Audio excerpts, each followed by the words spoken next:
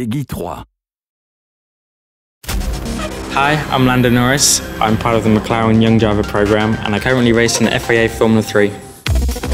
Today I've had the pleasure of driving some of the classic Formula 1 cars, especially some from the Senna era, which for any motorsport fan is one of the cars that everyone wants to drive.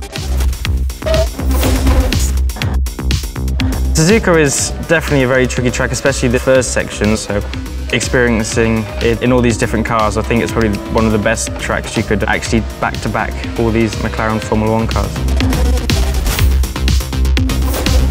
One big change for the 2017 car is the downforce and the tyres, obviously. The biggest advantages you get from that is braking distances and cornering speed, especially high-speed corners. Well, I think the 2017 cars have obviously set a lot of lap records and track records this year, so it'll be cool to see how much faster or slower the cars are from several years ago.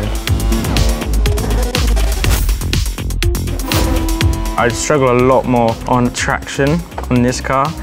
It's a lot more difficult to control the car in both the high speed and slow speed corners. A H-box is a lot more difficult than using the paddle shifts you have nowadays.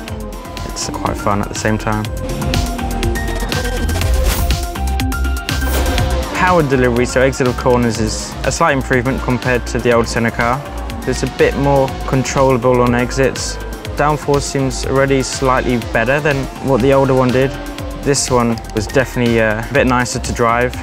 It already feels like a bit of a step between the old car and the 2017 car. But again, it's a very enjoyable car to drive. Definitely a cool car.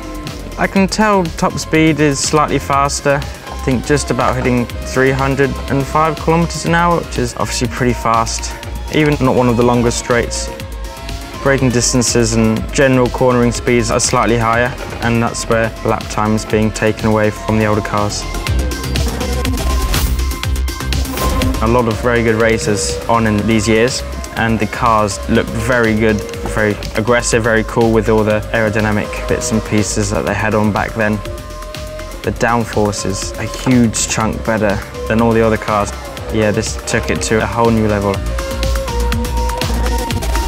I would say that the car I'd like to drive most is Ayrton Senna's 1988 McLaren.